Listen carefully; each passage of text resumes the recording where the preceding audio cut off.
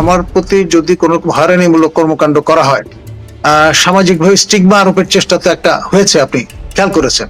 দায় অন্যের চাপিয়ে দেওয়া হচ্ছে আমাদের। আমি যেহেতু এই সরকার আসার পরে আর্ডেন্ট ক্রিটিক হিসেবে আবির্ভূত হয়েছি, সেই কারণে আপনার এখানে ইনফর্মালি আমি যেটি শুনেছি, জনাব শফিক মহোদয়, যিনি স্পোকসম্যান, তিনি ক্ষিপ্ত হয়ে আমরা যে 5 জন এই এখন ফোরফ্রন্টে কথা বলছি, আমি, মাসুদ কামাল, পান্না, তারপর আমাদের আবু আলম শহীদ খান কিংবা আজিজ ভাই, আমাদের উপর তারা খড়গহস্ত কিভাবে মেলাইন করা যায় সেই জন্য এই সমস্ত নানান ফন্দি ফিকির আটছেন। বিরুদ্ধে কি হত্যা মামলা নাকি অন্য কোনো মামলা, আসলে কিসের মামলা যদি একটু বলেন? আপনি কি খুন-টুন করেছেন? আমি চতুর্থ উপাচার্য হিসেবে পূর্ণ মেয়াদে দায়িত্ব পালন করেছি on deputation from Dhaka University to Begum Rokeya বিশ্ববিদ্যালয় রংপুর। আমি যখন নিয়োজিত হই সেই সময়ে তার প্রাককালে মাঝখানে একদিনের বিরতি, আমি সশস্ত্র বাহিনী পরিচালিত পাবলিক ইউনিভার্সিটি বিউপির প্রথম উপাচার্য হিসেবে দায়িত্ব পালন করছিলাম। তো সেখানে যে সেনা কালচার এবং সংস্কৃতি, সেটি আপনার বেগম রোকেয়া বিশ্ববিদ্যালয়ে যাতে শৃঙ্খলা ফিরিয়ে আনা যায় এবং একটা স্ট্যান্ডার্ড দাঁড় করানো যায়, সেই জন্যই আরো 3 জন সেনা কর্মকর্তা সহ, আমি নিজেও একজন কমিশন অফিসার, আপনি জানেন, আমাদেরকে সেখানে মোতায়েন করা হয়েছে। তো সেখানে বেহাল একটা অবস্থা ছিল। আপনার ভর্তি বাণিজ্য, চাকরি বাণিজ্য ছিল নর্ম অফ দ্য ডে। গিয়ে প্রথমেই আমরা এগুলো জিরো টলারেন্স দেখিয়ে শূন্যে নিয়ে আসছিলাম, এবং তারপর খেয়াল করে দেখলাম যে সেখানে বিশেষ উন্নয়ন প্রকল্প যেটি চলমান, সেখানে নানান রকমের সমস্যা। আপনার যে একনেক অনুমোদিত যে নকশা, সেটির ব্যত্যয় ঘটিয়ে মাটির নিচে ভিত্তি তৈরি করে ফেলা হয়েছে বেশি পরিমাণ জায়গা নিয়ে। তো ফলে অর্থ বেশি পরিমাণে ব্যয় হয়েছে, এবং সেটি আমার আগের উপাচার্য, তৃতীয় উপাচার্য মহোদয়ের আমলে, এবং তার সঙ্গে যিনি এক্সিকিউটিভ ইঞ্জিনিয়ার ছিলেন তাদের তত্ত্বাবধানে। তো আমি এই হাঙ্গামা দেখে আপনার বিষয়টা ফোরফ্রন্টে নিয়ে আসি, পাবলিক করে দিই, গণবিজ্ঞপ্তি দেই পত্রিকায়, এবং সংশ্লিষ্ট দপ্তরগুলোতে চিঠি দিয়ে জানিয়ে দেই যে ব্যত্যয় ঘটেছে। এমনকি তৎকালীন মাননীয় শিক্ষামন্ত্রী দীপুমণিকেও জানানো। তিনি এটাকে ভাবলেন যে একটা দুর্বলতা পাওয়া গেছে, সুতরাং তিনি নানানভাবে তার মতো করে তদবির শুরু করলেন এই যে বিষয়গুলো নিয়ে আমরা শূন্য সহিষ্ণুতা দেখাচ্ছিলাম। তো সেটা ন্যাচারালি আমরা পছন্দ করিনি, এবং সেটা অনুবর্তী কোনো কাজও করতে দেয়নি।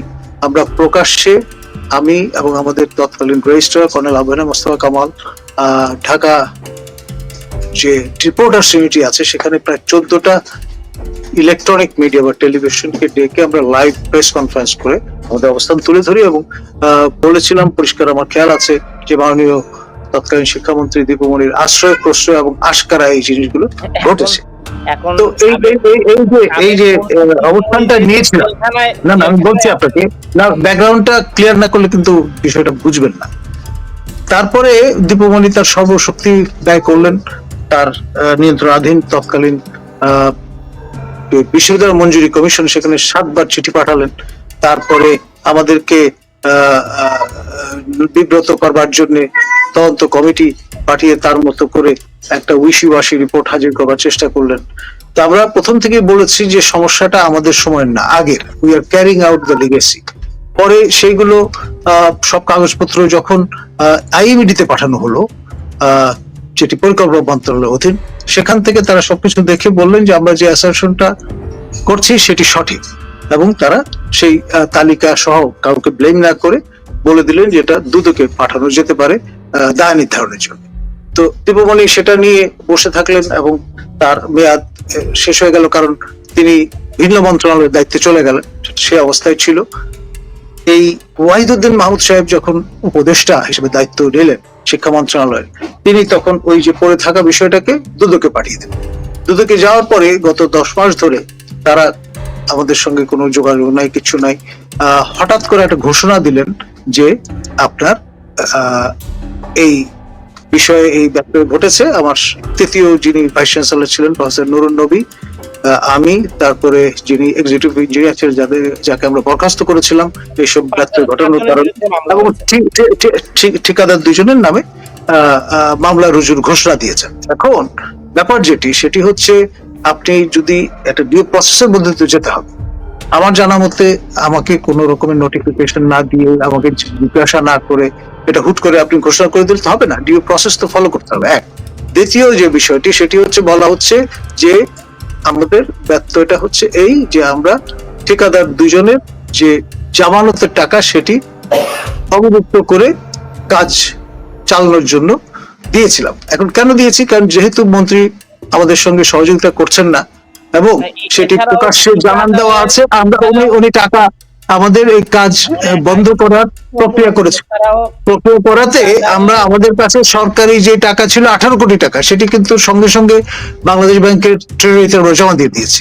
এখন ইতিমধ্যে ক্রয়কৃত যে উপকরণগুলো ছিল, যে উপকরণগুলো ছিল, ইট, সিমেন্ট, বালু, রড, সেগুলো নষ্ট হয়ে যাবে এই বিবেচনায় কমিটির মিটিং করে আমরা সেখান থেকে ছাড় করার ব্যবস্থা করেছিলাম, এবং ওই টাকা এখনো তাদের কাছেই আছে। তারা কিছু কাজ করেছেন, কিছু সমন্বয়ের জন্য রেখে দিয়েছেন, এবং তাদের কিন্তু আপনার নিয়োজিত রাখা হয়েছে। তারা কিন্তু টাকা নিয়ে চলে যাননি, টাকা তাদের কাছে আছে, আমাদের কাছে না। আমাদের কোনো অ্যাকাউন্টে ব্যক্তিগতভাবে আমরা কোনোভাবেই এর সঙ্গে যুক্ত না। যতক্ষণ প্রতিষ্ঠান প্রধান ছিলাম, প্রতিষ্ঠানের স্বার্থে, প্রতিষ্ঠানের প্রয়োজনে আমরা এই দায়িত্বটি পালন করেছি। এটার সঙ্গে যোগ সাজস, টাকা আত্মসাৎ কিংবা আপনার অপচয়, সেটার কোনো সুযোগ নেই এ ধরনের অভিযোগ উত্থাপন করা। বিষয়টা প্রসিডিওরাল। যেটি বলা হচ্ছে, সেটা আমার আগের ভাইস চ্যান্সেলর, তিনি 30 কোটি টাকার একটা ঝামেলা করে রেখে দিয়েছেন, সেটা আমরাই আগে বিষয়টা আইডেন্টিফাই করেছি। এবং যদি সত্যি প্রতিষ্ঠার জন্য আপনার নিয়ম শৃঙ্খলার মধ্যে সবকিছু চেষ্টা করা হয়, সেটাকে অ্যাপ্রিসিয়েট করা উচিত। সেটাকে ভবিষ্যতে এই যে দৃষ্টান্তটা তারা স্থাপন করলেন, যে কেউ যদি সত্যি কথা বলে, কেউ যদি অনিয়ম তুলে ধরে, সেটাকে স্ট্রেইটেন করার চেষ্টা করে সেটাকে উৎসাহিত করা উচিত। ভবিষ্যতে কেউ দায় নিয়ে তো কাজ করতে চাইবে না।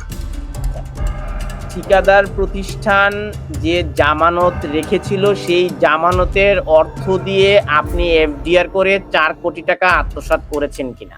প্রশ্নই আসে না। I will be the last person to do that. এবং এটা নিয়ম মেনেই আমরা করেছি, যেটা হচ্ছে সেখান থেকে আপনার ব্যাংক গ্যারান্টি নিয়ে তাদেরকে প্রদান করা হয়েছিল কাজটা চলমান রাখার জন্য, যেহেতু মন্ত্রী অসহযোগিতা করছিলেন, কাজটি বন্ধ করে দিয়েছিলেন। না, এফডিআর করা হলো কেন? জামানতের টাকা দিয়ে এই জন্য যে টাকাটা একটু গ্যারান্টিড থাকবে সেখানে, সেটা থেকে তাদেরকে ব্যাংক আপনার অগ্রিম ধার দিয়েছে, যাতে তারা কাজটা করে নিতে পারে। মানে ব্যাংক ইজ ইনভলভ, এটা কোনো ব্যক্তিগত অ্যাকাউন্টে কিন্তু যায়নি। সেটাই তো, সেই টাকাটা দিয়ে অগ্রিম টাকাটা বের করে নিয়ে আসার কি কোনো বিধি রয়েছে কিনা? যেহেতু কাজটি চলতে হবে, এটা একটা এক্সট্রাঅর্ডিনারি একটা সিচুয়েশন, আপনাকে বুঝতে হবে। স্বয়ং ক্ষমতাসীন মন্ত্রী যখন অসহযোগিতা করছেন, আপনি তো প্রতিষ্ঠানের জন্য যে উপকরণগুলো ক্রয় করা হয়েছে সেগুলো নষ্ট করতে দিতে পারেন না একজন দায়িত্বশীল ব্যক্তি হিসেবে। Nothing personal. এবং সেই টাকা তারা স্বীকার করেছেন তাদের কাছে আছে, তারা সমন্বয় করে নেবেন। এবং তাদেরকে কিন্তু আমি নিয়োগ দেইনি, আগে থেকে নিয়োগ দেওয়া হয়েছিল আগের ভাইস চ্যান্সেলর আমলে, এবং তারা এখনো নিয়োজিত আছে। তাহলে বঙ্গবন্ধু স্কলারশিপ নিয়ে অর্থ আত্মসাতের অভিযোগ রয়েছে, আপনি আপনার পছন্দের ব্যক্তিদেরকে বঙ্গবন্ধু স্কলারশিপের প্রশ্নই আছে না। বঙ্গবন্ধু স্কলারশিপের সঙ্গে আমার কোনো সম্পর্ক নেই হোয়াটসঅ্যাপ। এটার সঙ্গে সম্পর্ক যদি থাকে মন্ত্রণালয়ের আছে, প্রধানমন্ত্রী সচিবালয় আছে, আমাদের বেগম রোকেয়া বিশ্ববিদ্যালয়ের সঙ্গে এটার কোনো সম্পর্ক নেই। আপনি কোন ধরনের বিজ্ঞাপন প্রকাশ করেননি, কোনো মানে কোনো সার্কুলেশন না দিয়ে আপনি এই স্কলারশিপের অর্থটি আপনার আমি এই ধরনের প্রক্রিয়ার সঙ্গে কোনোভাবেই আমি এবং বেগম রোকেয়া বিশ্ববিদ্যালয়ে যুক্ত না। অনেক ধন্যবাদ। আপনার কাছে শেষ প্রশ্ন, ব্যক্তিগত প্রশ্ন শেষ করে ফেলবো। আপনি 340 দিনের ভিসি, কিন্তু 250 দিন আপনি ভিসি হিসেবে বেগম রোকেয়া বিশ্ববিদ্যালয়ে অনুপস্থিত ছিলেন। আমার অন্যায়টা হয়েছে, আমি প্রতিদিন 20 থেকে 22 ঘন্টা কাজ করেছি, উইকেন্ডেও কাজ করেছি প্রতিষ্ঠানটাকে ট্র্যাকে আনার জন্য। আমি যেটি করতাম, দিনের বেলা অফিস করতাম, আপনার রাতের বেলা এসে অফিস করতাম। ঢাকার যে আমাদের অফিস ছিল, এখানে রাত 12টা পর্যন্ত ফাউন্ডেশন ট্রেনিং চলত, সেগুলো তত্ত্বাবধান করে আবার আমি চলে যেতাম, কখনো গাড়িতে, কখনো এরোপ্লেনে। এবং সেটি জন্য বিশ্ববিদ্যালয়কে আমি কিন্তু এই অর্থ সংস্থান করার জন্য পাবলিক মানি খরচ করার কোনো ঝামেলায় ফেলিনি। আপনার রিজেন্ট এয়ারওয়েজ বলে একটি প্রতিষ্ঠান ছিল, সেটির সিও ছিলেন আমার ছাত্র, তখনও পিএইচডি করছিলেন আমার তত্ত্বাবধানে। তিনি আমাকে দিয়ে এই কানেকশনটা প্রধান অতিথি হিসেবে উদ্বোধন করেছেন। পরদিন থেকে কাইন্ড অফ ব্র্যান্ড অ্যাম্বাসাডর হিসেবে আমি ন্যূনতম যে ট্যাক্স যেটি দিতে হয় সেটুকু দিয়ে যাতায়াত করার সুযোগ পেয়েছিলাম। এবং ঢাকায় প্রায় প্রতিদিনই একটা দুটো করে আপনারা যেরকম শো করছি এরকম স্টুডিওতে গিয়ে শো করেছি, আবার সেই বিষয়গুলো তত্ত্বাবধান করেছি, মানে জানের উপর দিয়ে গেছে। এখন ধরুন আপনি যদি ইনিশিয়েটিভ নিয়ে ট্র্যাকে তোলার জন্য একটা প্রতিষ্ঠানের জন্য উদয়াস্ত কাজ করেন, আর তার বদলে যারা কাজ করছে না তারা যদি এই সমস্ত কথাবার্তা বলার চেষ্টা করে, তাহলে তো এরকম একটা শুভঙ্করের ফাঁকি দেখা দেবে। আপনার এই নানা ধরনের বিতর্কিত এবং এই জিনিসগুলো এই যে বিতর্কগুলো এগুলো তৈরি করেছেন দীপুমণি সিস্টেম্যাটিক্যালি, যেহেতু তিনি আমাকে তার তাবে নিতে পারছিলেন না, সেই জন্য তৎকালীন ছাত্র লীগের যিনি সভাপতি ছিলেন তাকে উত্তক্ত খেপিয়ে দিয়েছিলেন। তারপরে বঙ্গবন্ধু পরিষদের যিনি সচিব ছিলেন বশিউর রহমান, তাকে খেপিয়ে দিয়েছিলেন। এবং বশিউর রহমান এখন হত্যা মামলার আসামি, তিনি আপনার বিহাইন্ড দ্য বার আছেন, আর আবু সাইদ হত্যাকাণ্ডের সঙ্গে যুক্ত। এবং আমি তখনই ইনিশিয়েটিভ নিয়ে তৎকালীন ছাত্রলীগের সভাপতির বিষয়টা নিয়ে থানায় ডায়েরির ব্যবস্থা করেছিলাম, পরে তিনি সেটা করতে পারেন।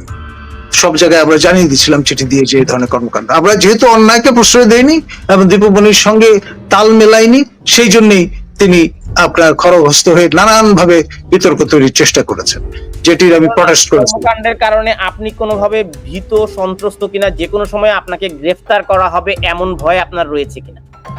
দেখুন, যদি সেটি করবার চেষ্টা করা হয়, আমি বলবো প্রফেসর ইউনূসের সরকার নব্য ফ্যাসিবাদী কায়দায় চলবার চেষ্টা করছেন। আপনার নতুন একটি অথরিটেরিয়ান এবং ড্রাকোনিয়ান রুল চালুর চেষ্টা করছেন, সেটি কখনোই অভিপ্রেত হতে পারে না। আপনার বিনা দোষে প্রসিডিউরাল ফ্ল ধরে আপনার যদি এই কাণ্ড করেন, তাহলে আমার মনে হয় ইতিহাস তাকে ক্ষমা করবে না। আপনাকে গ্রেফতার করা হলে আপনি সেই মামলাগুলো আইনি বিচারে ন্যায় বিচার পাবেন এমন আস্থা রয়েছে কিনা? ডেফিনেটলি এখানে যেহেতু কোন রকমের নেই, কিন্তু আমি ক্ষতিপূরণ দাবি করব। কারণ আমার প্রতি যদি কোন রকম হয়রানিমূলক কর্মকাণ্ড করা হয়, সামাজিকভাবে স্টিগমা আরোপের চেষ্টা তো একটা হয়েছে, আপনি খেয়াল করেছেন। দায় অন্যের চাপিয়ে দেওয়া হচ্ছে আমাদের। আমি শিক্ষক, আমি তো ইঞ্জিনিয়ার না। যারা ইঞ্জিনিয়ার এই প্রক্রিয়ার সঙ্গে যুক্ত ছিলেন, তাকে আমি যখন দেখলাম যে সমস্যা তৈরি হয়েছে, তখন কিন্তু তাকে বরখাস্ত করে এসেছি। আমি অ্যাকশন নিয়েছি, পিউনিটিভ অ্যাকশনে গেছি। এমন যদি হতো আমি প্রশ্রয় দিতাম, তাহলে একটা কথা ছিল, সেটি আমি করিনি। এক, দ্বিতীয়ত হচ্ছে এখানে যে পরামর্শক যারা ছিলেন তারা তো এই বিষয়ে কৃতবিদ্য। তাদের সবার সঙ্গে বৈঠক করে আনুষ্ঠানিক কালেকটিভ ডিসিশন নিয়ে কিন্তু যাবতীয় যা কিছু করা হয়েছে। এই যে আমি ছাড় করার অনুমোদন দিয়েছিলাম, অগ্রিম দেওয়ার ব্যবস্থা করা হয়েছিল এমন একটি সিস্টেমে যে এখানে টাকা নিয়ে কেউ মেরে খেতে পারবে না বা পালিয়ে যেতে পারবে না, পরিষ্কার। আমি যেহেতু উচ্চকণ্ঠ, আমি যেহেতু এই সরকার আসার পরে আর্ডেন্ট ক্রিটিক হিসেবে আবির্ভূত হয়েছি, সেই কারণে আপনার এখানে ইনফর্মালি আমি যেটি শুনেছি, জনাব শফিক মহোদয় যিনি স্পোকসম্যান, তিনি ক্ষিপ্ত হয়ে আমরা যে 5 জন এই এখন ফোরফ্রন্টে কথা বলছি, আমি, মাসুদ কামাল, পান্না, তারপর আমাদের আবু আলম শহীদ খান কিংবা আজিজ ভাই, আমাদের উপর তার খড়গহস্ত কিভাবে মেলাইন করা যায় সেই জন্য এই সমস্ত নানান ফন্দি ফিকির রাখছেন। এইটি আসলেই আমি মনে করি অনভিপ্রেত, অনাকাঙ্ক্ষিত এবং লজ্জাস্কর একটা বিষয়। ক্ষমতা চিরস্থায়ী নয়, কেউ চিরস্থায়ী ভাবে ক্ষমতায় থাকে না, কিন্তু they should take lesson. Kalimullah ভাই, এখন তো দীপুমণি নাই, এখন কেন মামলা হলো? দীপুমণি তো ওই যে এতদিন পরে একটা মীমাংসিত বিষয়, সেইটাকে আপনি এই নতুন করে ফোরফ্রন্টে নিয়ে এসে, কারণ আমি তো আমার দায়িত্ব মেয়াদ শেষ করে, পূর্ণ মেয়াদ শেষ করে চলে এসেছি, তারপরে আরো 2 জন ভাইস চ্যান্সেলর এসেছেন, বিষয়টা এরকম। আর আমার আগে 3য় ভাইস চ্যান্সেলর, তিনিও তো অনেক আগেই তার দায়িত্ব শেষ করে চলে এসেছেন।